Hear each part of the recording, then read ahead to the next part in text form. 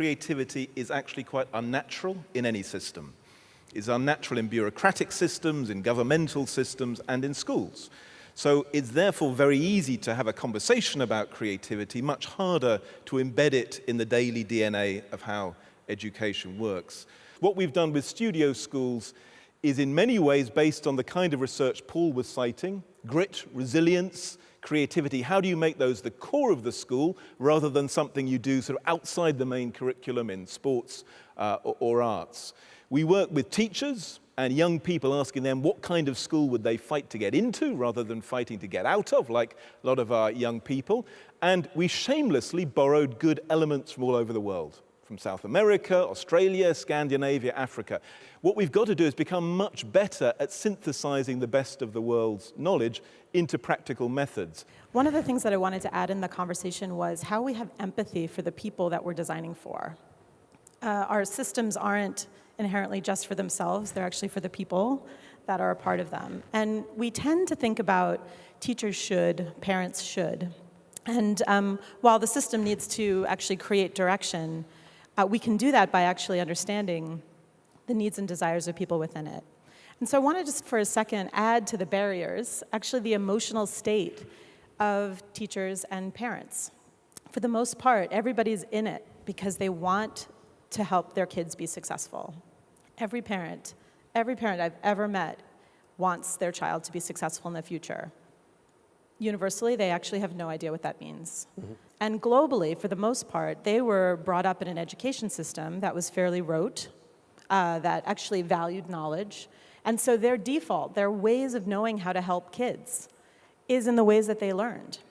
Yeah. And there's also a great fear of kids knowing the world differently than they do. So how do we tackle that? How do we tackle that? Schools that are doing this well are bringing parents along on that journey. They're thinking of not just how they're educating kids, but how they're educating the parents to be part of the journey of transformation. We've got the great maker movement in the States and elsewhere. Yeah. Is there any evidence that getting parents to come in, dads to come in and make yes. with their children? Yes. Engages? We're also seeing schools not just do workshop programs, which is one thing, which is to say, let me introduce the curriculum that we're using to you. But another thing is actually thinking about how you use some of these design processes in order to engage parents in questions of school design. So you actually engage the community in designing itself. Bringing technology along with the hands-on learning, blending it is critical. It's not either or. You know, I don't think technology alone can solve the problem. Even in the US, the most advanced country, they're going back to a lot of hands-on, the maker fests and so on and so forth. So we should be very careful when we use technology not to diminish the importance of the hands-on physical learning. Even when we work with teachers, you go initially with the younger teachers, relatively more virgin minds, and get them engaged, seduce them.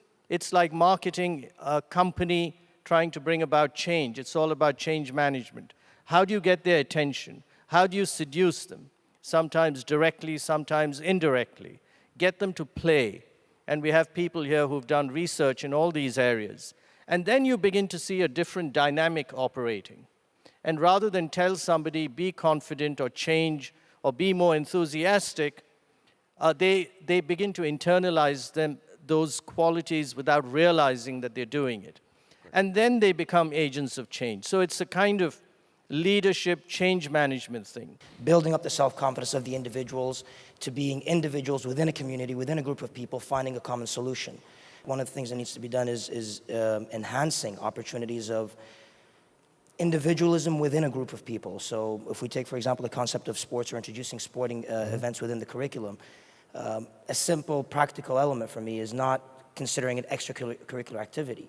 It's part and parcel of the actual essence of building a person's character. It has to be part of who we are. Yeah. And I think within the region today, at times, especially if you go back maybe a few generations back, it was always seen as an academic approach. If you want to be successful, you have to go through the academic approach, which goes to the issue of measuring yourself in terms of grades. In this day and age, I think flexibility, the ability to work with other people, but at the same time have the ability to actually express your own opinions and assimilate your opinions and complement it with the people next to you to actually achieve that change, it's essential. I've found after all these years of spreading hands-on experiential learning across India to millions of kids and teachers, that maybe the answer to all this, the secret, since he asked me what's the secret, I think is with this little tippy top. If you can see it, you put it on a table and it sits on its bottom because that's where its center of gravity is. But spin it and it will tip over, very unexpectedly. And you go, ah, or wow, why did that happen? And you tend to do that when you see something counterintuitive or beautiful or arresting or even disturbing. And then you begin to wonder, now how did that happen? Is there any math to it or physics to it? And I have a friend at Cambridge who does nothing but study the science of toys. And as you find the answers, if you find any answers, you have your aha moment or several aha moments. And finally, you must have fun doing what you're doing, which is the ha-ha element. This sounds a bit simple and perhaps even trivial, but it's very powerful. So we go with a lot of counterintuitive, hands-on experiments, but it doesn't have to be just science. It could be in any subject. We've tried to sort of switch this around with, I think, the same ideas everyone here is talking about, which isn't just creativity, it's agency. How do you help young people feel they can shape the world around them, not just be users? And so the digital making movement is trying to do that. Part of it is about curriculum, and we got the government to commit to have computer science in the curriculum. Part of it is about platforms like Make Things Do Stuff, we did with Nominet and Mozilla and others, which is easy to use online tools for kids to create apps and websites and Arduino robots to be makers of the digital world. But I think even more important, we've backed now dozens of organizations across the country, like Code Club and Coder Dojo, many of the others who are actually here, working with schools, but crucially tapping into a skill often the teachers don't have, which is the volunteer labor of all of our IT firms to help create a generation of digital makers. To get people to change, they need incentives from different directions. There's no silver bullet. So at one of our science fairs, we were hoping to have hundreds of teachers teach science experiments to visiting children, except that the teachers were not interested in doing it. It was a weekend. So we got a bunch of young kids, 14 to 16-year-old kids, and trained them, and they became the teachers. Cool. And peer-to-peer teaching really took off. Now, when the teachers saw this, they began to think, hey, if the kids can do this, then, maybe that's something we should be doing. Some of the most influential people within schools, usually for a lot of younger kids, are coaches, because what they do is they actually nurture your talent. They set a benchmark, and no matter how many times you fail, they always push you hard towards achieving that. And I think ultimately that's what a good teacher is. You asked a question earlier about self-directed learning.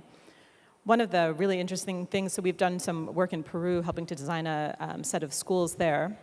And one of the things that we actually built into the school model was an aspect of the day, throughout the day, actually different kind of mode of learning that was more self-directed. And of course, the teachers, upon discovering that they were going to have to change into this mode, became really nervous. How are we going to make sure they're doing what we need them to do during this time? It's understandable because they have something that they feel they need to do.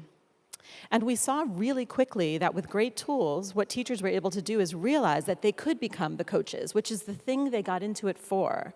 That actually just within a few weeks of a pilot, we saw kids who we'd never expected to be logging in from outside of school, logging into the computers outside of school. We saw teachers going from feeling they need to be in the front of the room saying everything to walking around and actually just supporting kids from the side. So in some ways, it's just reconnecting teachers with why they got into teaching in the first place. Absolutely. There are some really great projects that are happening across the globe, yet many teachers aren't connected to each other in order for them to learn from each other. So utilizing something like Twitter or utilizing social networking has completely and utterly changed my professional life, and we need more teachers to embrace that so they can learn from teachers in these other countries and these other locations. What's key is we link creativity to a sense of agency, but also a sense of responsibility to others, and ethics. And I think it's really important we don't see creativity ever as a good in itself. And if you can cultivate that sense of agency, then you can reflect on what matters. What should the goals be? Is it your happiness? Is it your pay packet, the size of your car? Is it your service to the world? And we need to slightly shift, I think, the debate from creativity as a good in itself to creativity in service to other goals.